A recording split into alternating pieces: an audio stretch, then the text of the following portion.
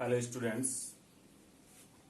Now we will discuss about the next topic of vector algebra with all the NCERT problem and previous year CBSE board examination problems. Last class के sequence में अब हम लोग vector algebra के जो next topic हैं उन topics को एक बार फिर से रिकॉल करेंगे और उससे रिलेटेड जितने भी आपके एनसीईआरटी बुक्स में प्रॉब्लम है और आज तक सीबीएसई बोर्ड में आए हुए क्वेश्चंस हैं उन सभी पे हम लोग अब फर्दर डिस्कस करेंगे।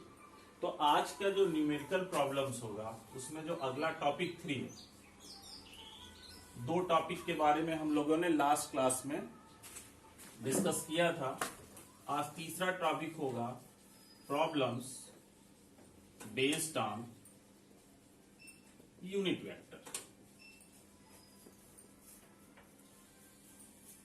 देखिए, जब लास्ट टाइम या इनिशिएटिव वे में आप थियरीज को पढ़ रहे थे तो थियरी को पूरी डिटेल में बताया जाता है, बट जब मैं अभी रिकॉल करूंगा तो मैं फिर से उन टॉपिक्स को उसमें से निकाल के आपको याद दिलाऊंगा जिनका न्यूमेरिकल लगाने में ज्यादा रोल है, जिनके बिहार पे आप प्रेजेंट न्यूमेरिकल प्रॉब्लम एनसीईआरटी के और सीबीएसई बोर्ड में आए हुए प्रॉब्लम्स को लगाओगे।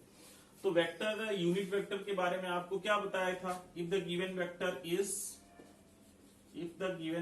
Is vector A, then its unit vector is represented by this symbol. इसके यूनिट वेक्टर को आप इस सिंबल से ए कैप के द्वारा करते हो और इसकी वैल्यू क्या होती है? फार्मूला बताया गया था vector A upon magnitude of vector A. Okay, तो ए vector, if the given vector is vector a, then its unit vector means a cap is equal to vector a upon magnitude of vector a। कोई भी vector अगर unit vector है तो उसका magnitude हमेशा क्या होता है? 1 होता है। ये आपको बताया गया था। अब जरा एक चीज इसमें आपको स्पेशली फोकस करना है कि जब भी किसी गिवन वेक्टर का यूनिट वेक्टर पूछा जाएगा तो 2-3 तरह से लैंग्वेज आपसे पूछी जाएगी। जैसे आपसे पूछा जाएगा the unit vector in the direction of, the unit vector in the direction of vector A, ऐसा पूछा जाएगा। या the unit vector parallel to vector A, ये भी लैंग्वेज हो सकती है, ठीक है। या ऐसा भी पूछा जा सकता है the vector in the direction of, parallel हो गया, ये हो गया। अब इन दोनों का मतलब क्या हो जाएगा? Unit vector A that is equal to this. और एक और तरीके से जो न्यूमेरिकल प्रॉब्लम में आपको लैंग्वेज यूज की जाती है यूनिट वेक्टर के लिए, the vector in the direction of, the vector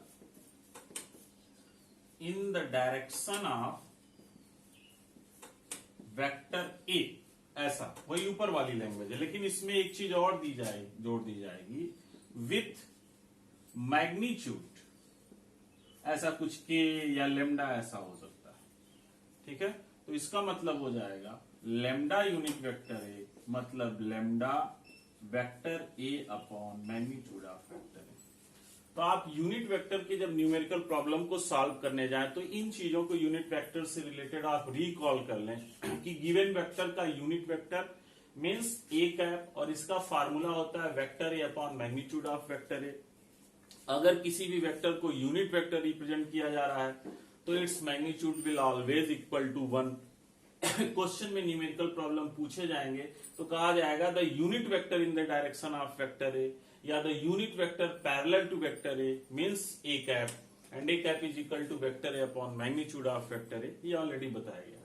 और एक ऐसा भी पूछा जाएगा the vector in the direction of vector A with magnitude lambda के या कोई भी क्वांटिटी 2, 3, 4 कोई भी रियल नंबर हो सकता है, that is equal to lambda into unit vector A हो जाता है and that equal to lambda vector A upon magnitude of vector A. तो ये यूनिट वेक्टर के आप न्यूमेरिकल प्रॉब्लम को अगर लगाने जाते हैं तो इन चीजों को आप रिकॉल रखें। अब 1 बाय 1 एनसीईआरटी के सारे प्रॉब्लम्स, एनसीईआरटी के सारे न्यूमेरिकल प्रॉब्लम्स और आज तक के सीबीएसई बोर्ड के आए हुए न्यूमेरिकल प्रॉब्लम्स सब हम 1 बाय 1 हैंडल करेंगे। ओके,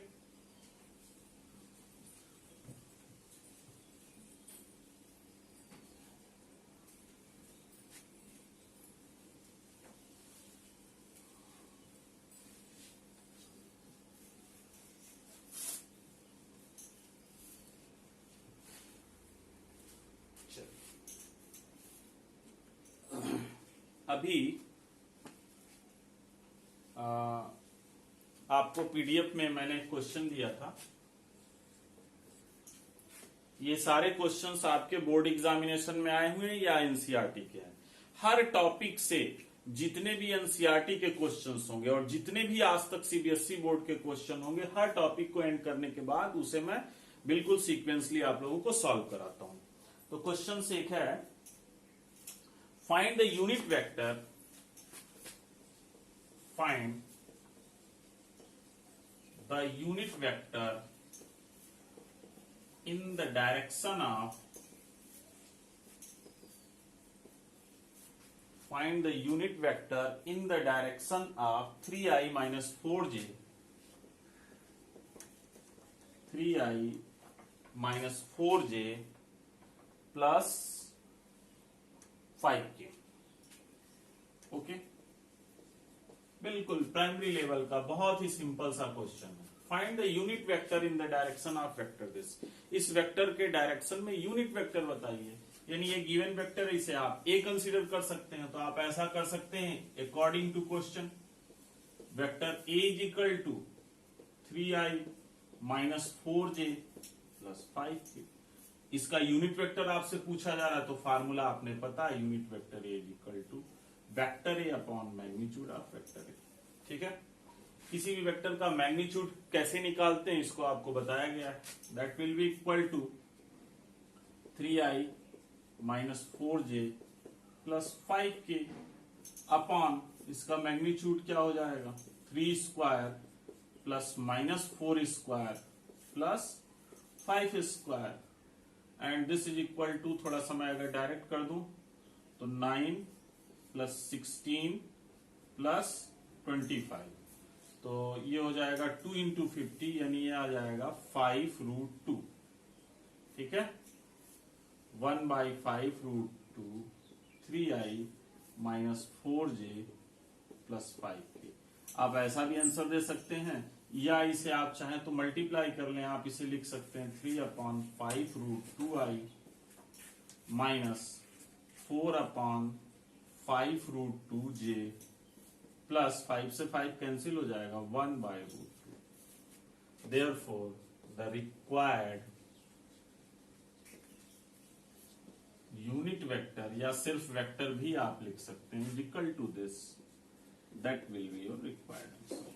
ओके, तो बहुत ही सिंपल बेसिक लेवल का आपका प्रॉब्लम है कि कोई भी वेक्टर दिया गया है और उसके लिए आप उस डायरेक्शन में या उसके पैरेलल यूनिट वेक्टर पूछा जाए, तो सिंपली आप formula unit vector is equal to vector A upon magnitude of vector A से न्यूमेरिकल प्रॉब्लम को इजीली सॉल्व कर सकते हैं। In this question we will discuss about the next question. आप देखें,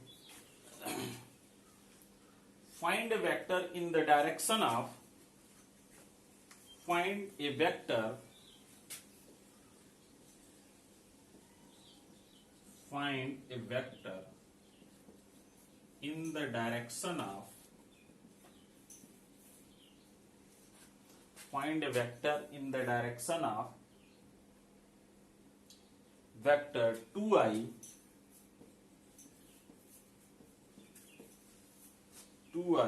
minus 3j plus 6k, 6k which has magnitude 21 units,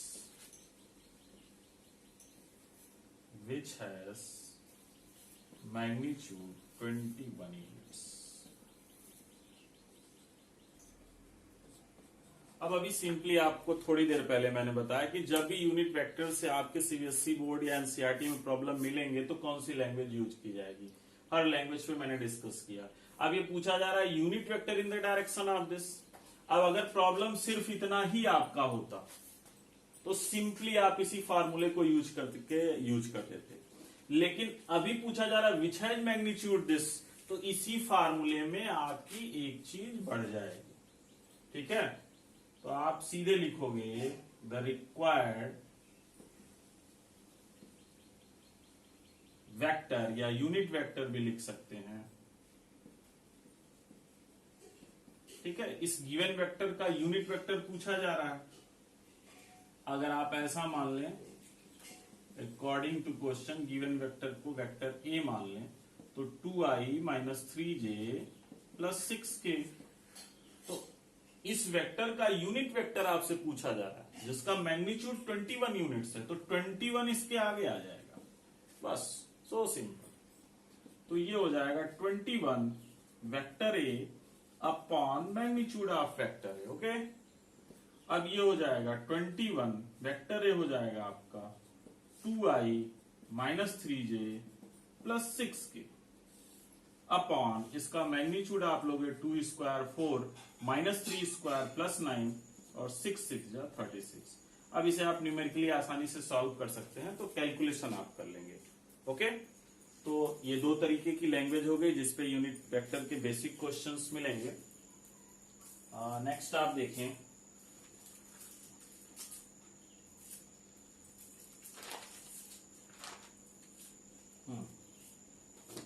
एक ये question, ये जो दोनों क्वेश्चंस हैं ये बोर्ड एग्जाम में आए हुए हैं और ये 1 मार्क्स का है और ये भी 1 मार्क्स का क्वेश्चन। ठीक है, अभी मैं एक नेक्स्ट क्वेश्चन आपको सॉल्व करा रहा हूं, ये 4 मार्क्स का क्वेश्चन होगा इसके बाद वाला।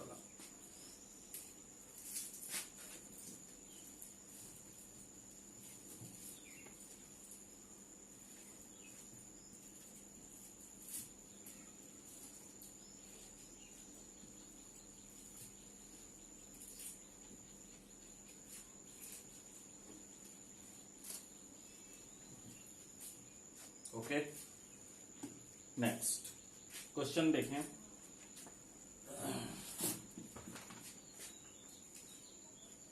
ये बोर्ड एग्जाम में आपका आया है और ये 4 मार्क्स में आया है। ठीक है, क्वेश्चन है find a unit vector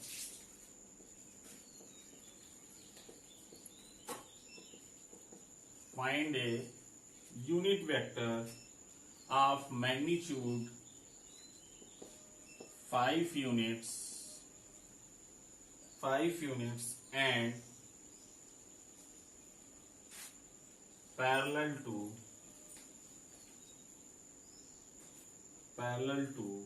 resultant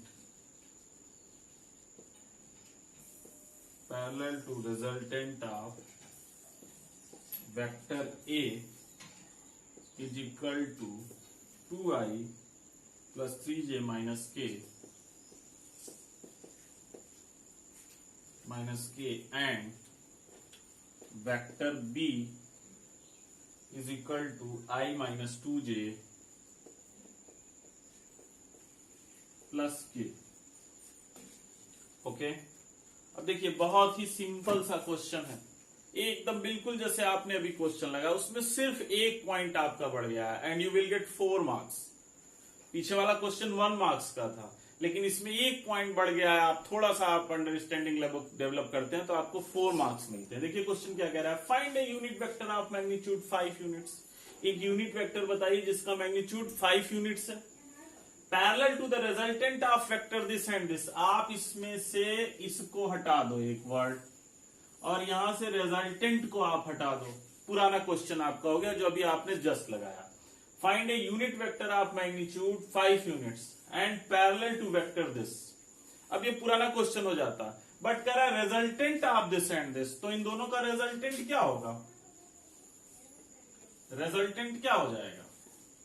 vector A plus vector B, दोनों को आप ऐड कर दोगे तो क्या हो जाएगा? 2i प्लस आई 3i 3j माइनस 2j, ये आ जाएगा प्लस j, 2i प्लस आई 3i 3j minus 2j, j plus j हो गया, माइनस के प्लस के ये 0 हो जाएगा, कहानी खत्म हो जाएगी। अब इसका यूनिट वेक्टर पूछा जा रहा है, तो the required vector is equal to magnitude क्या हो जा रहा है? 5 into vector A plus vector B, इसको आप मान लो that is equal to vector C. आपको समझने में बहुत सुविधा हो जाएगी। तो ये हो जाएगा vector C upon magnitude of vector C 5। Vector C क्या है? 3i प्लस जे, मैग्नीट्यूड निकालोगे 3 3 जा 9 प्लस 1 ये 10 हो जाएगा, यानी ये 5 अपॉन रूट 10 3i प्लस जे। आप इसे मल्टीप्लाई करके आंसर लिख सकते हैं। थोड़ा सा एक पॉइंट देखिए बढ़ा and you will get 4 marks. तो आप सारे कॉन्सेप्ट को सीक्वेंसली आप समझेंगे तो सारे डाउट्स आपके क्लियर हो जाएंगे। Okay, next